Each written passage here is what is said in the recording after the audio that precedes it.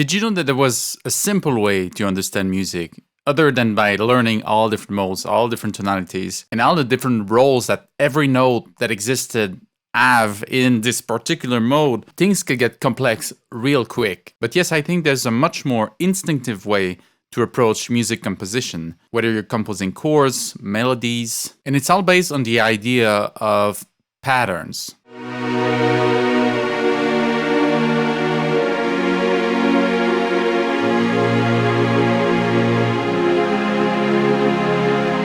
So this idea of a pattern is something that people can expect. So you start doing a chord progression and people notice eventually there's a pattern in there. And what's great about this is that it's also a way for you to discover new chords, maybe chord progressions that you haven't used before. So first I'm going to start talking about something that you might have heard of. It's what we call the circle of fifths. So the circle of fifths is just basically interval of fifths with your bass line. So I just add 4/5. Let's see if I can add in some chords for these.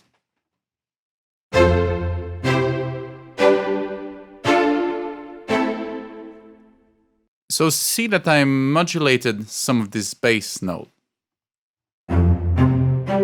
Instead of the G being high here, I send it back down an octave. So, and then next fifth is here, and then this A, I send it down an octave as well. So this creates this kind of pattern, and when you add in chords, it creates something even more interesting.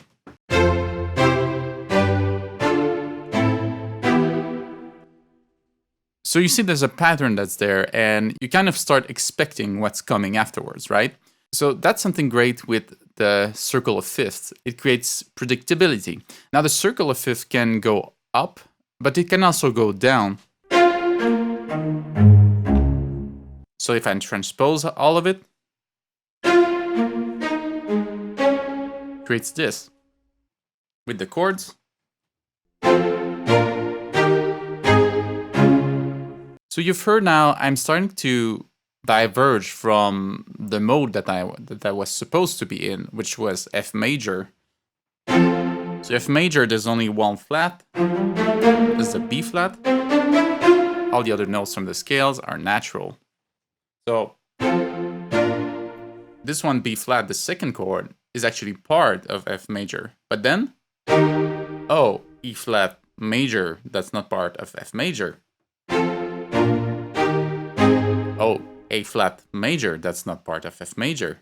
And then the last chord is not part of F major. So you see the circle of fifths is often used as a way to bring us somewhere else. It was actually used in classical music and romantic music as more of a way to go from one point to another, from one tonality to another. But nowadays, with modern orchestral music, we're not necessarily always thinking, oh, my first theme is going to be in F major, and then my second theme is going to be in a neighboring tone, let's say A minor, and then I need to modulate from one to the other. No, of course not. Nowadays, in one harmonic progression, there can be chords from so many different tonalities. It's what we call non-functional harmony. There's no function with the chords. You can find some, of course, but you can just don't care and see how it sounds. So let's say I'm doing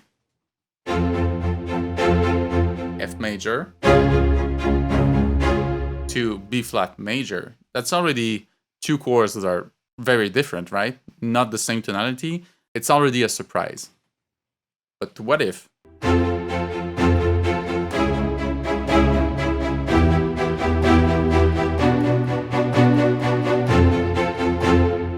So now I've just modulated a couple times, and it's a great chord progression.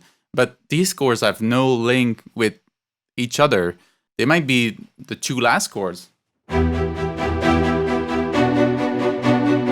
That's E minor to B minor, but afterwards, after that, I'm going back to F major. So what am I using here? A pattern again. It's not quite the circle of fifth, because my bass is doing F, D flat, E, B. So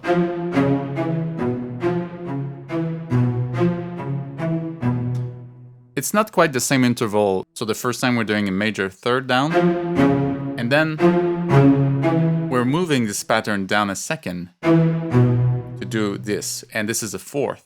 So,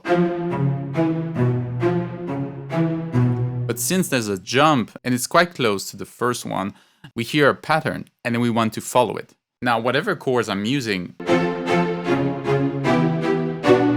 let's see if I change some of these to minor.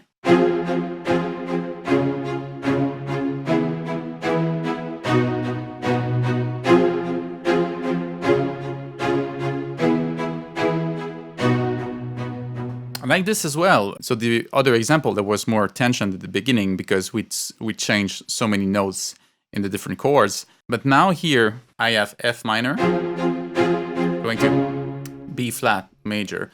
So these two are in the tonality of F minor. And then after that, I'm switching a bit, but still this A flat is still here. And then only here there's a surprise. So this second example is more of a surprise at the end. But whatever chords I put on this, the pattern is there. Of course, you can't just keep going in the pattern forever.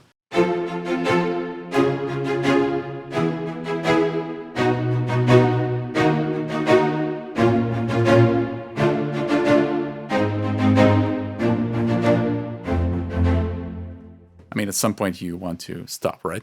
So this idea of the circle of fifth is more to give you some guidelines as to what can be an interesting pattern, when do you repeat it as well, and where it can lead you. Now, there's other examples of this with major and minor thirds pattern.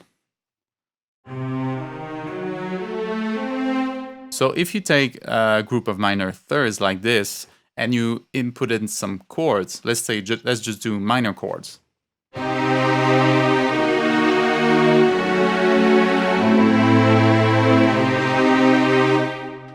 It's already a great chord progression and very dark, of course. If I do major chord on these,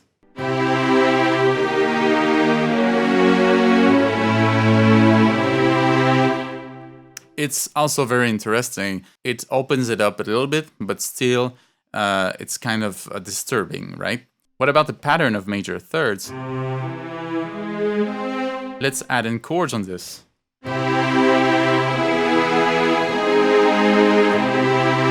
These are major chords. Let's add in minor chords.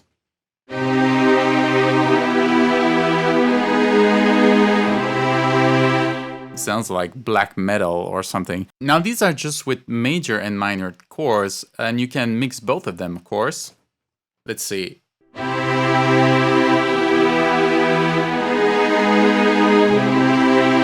have the major, the minor, and then the minor, back to major.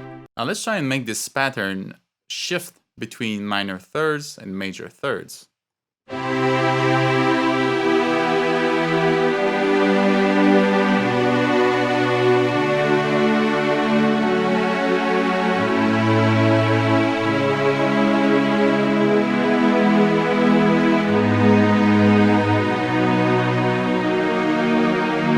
So the mix between these two is actually following the circle of fifth.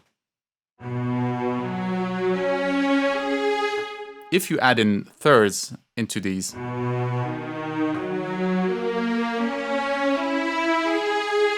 then add in some chords,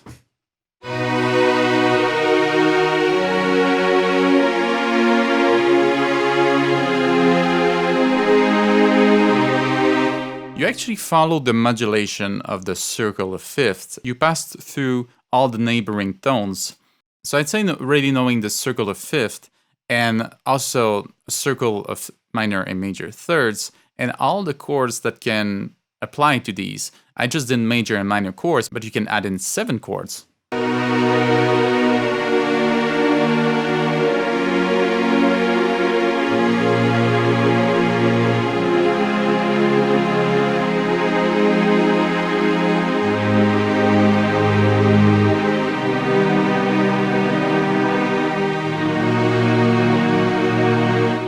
And And doing so can really help you to do meaningful modulations and to find other chords that are not so far from the one before. And some moments in chord progression with a pattern, they're very powerful because people can expect what you hear from them. Now, if you want to explore more, there's another way to do it with the piano. You take a 3-note chords. Let's say E major. You move just one note in this chord. And then in the next chord, you just move one note. Maybe another one. And then in this one, you move one note. Keep going.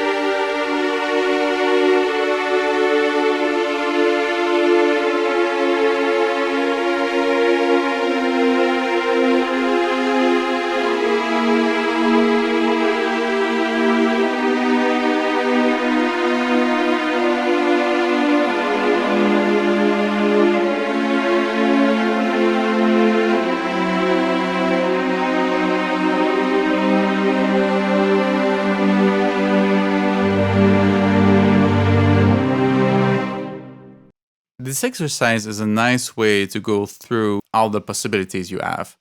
Try and move every note minor second down or minor second up, and while keeping some of these other notes there. So this way you have a sense of, oh, we're just slowly and delicately moving somewhere. It's not like all the notes are moving at the same time. If I do this,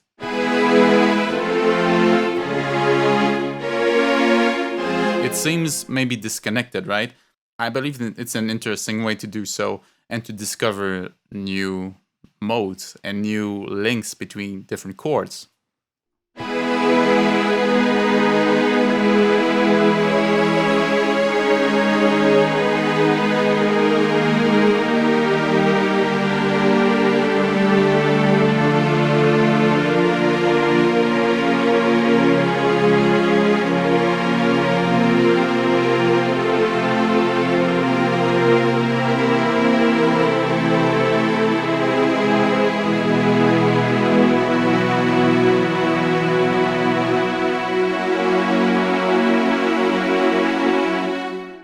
So in there were major chords, minor chords. I had 7 chords, 9 chords, dominant chords. I'm not like always conscious that I'm on these. And you don't need to be. It just needs to feel right. And if it sounds good for you, then it's going to be good.